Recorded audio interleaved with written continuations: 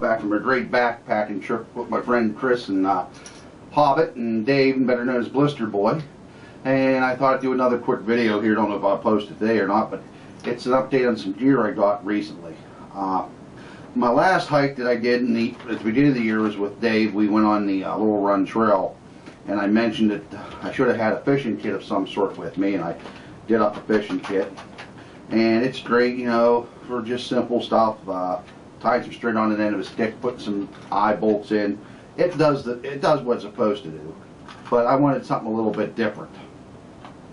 So what I ended up doing was going and picking up a Penn fishing rod. Now this one isn't made by Penn fishing rod. This is another version. This is the same one that our friend over at Hammock Farms, Babel Fish 5, which if you want some good dehydrated recipes from him, he's got some good ones too. He uses this one, but the one I saw originally was from my friend John Tensangler. And it's made out of aluminum,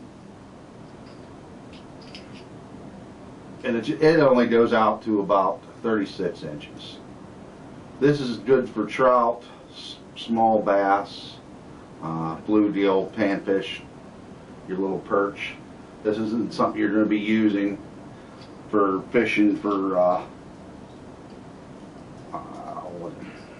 excuse me just a second here, pike, maybe small pickerel you can get by with, but you're not going to be getting any musty big channel cat with this. This is not what this was designed for. This is more or less just for a backpacker to throw in his pack. Comes in, I believe it was 5 ounces, and that's including the rod, reel, and string. I'm not going to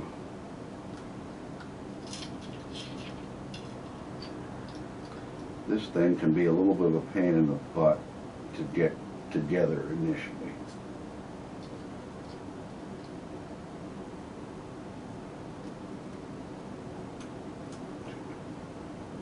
Especially when you're trying to do it on video. Nothing goes right.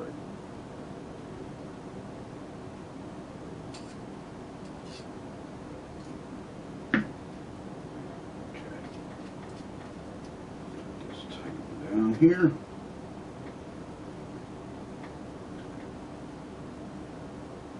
Now this isn't like a carbon fiber or anything. This is just aluminum.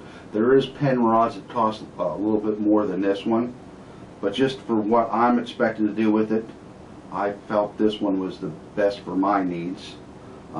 This will be, when I go backpacking, I know I'll be near some trout streams or in my survival bag.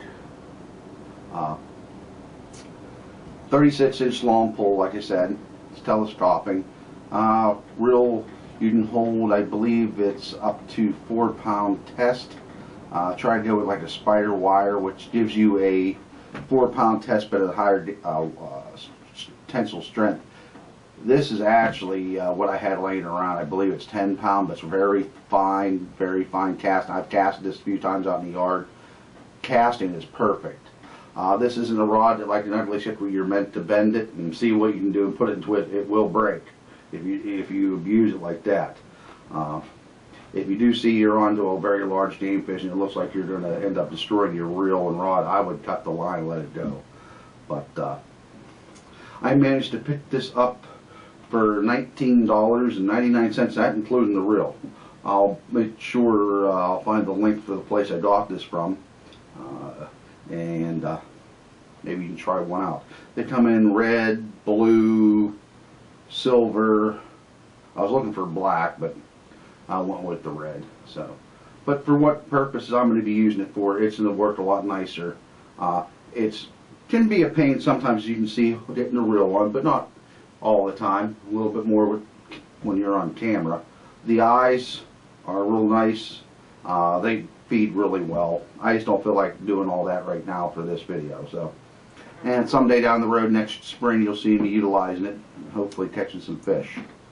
While I'm showing some recent gear with me, I didn't really get a chance to really show off this awesome piece of equipment I got a couple weeks ago from my friend Mike from Reapers Outdoors. I got one of his Ferrocerium rods with the beautiful wood handle.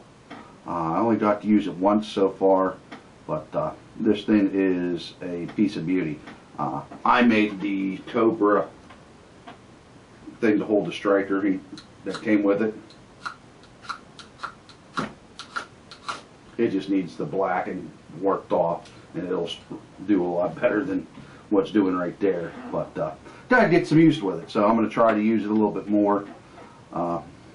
Got to get out and play some more with my bow drill. Went out about 2 weeks ago, and it was just so dry out there. Very good chance of brush fires. I messed around.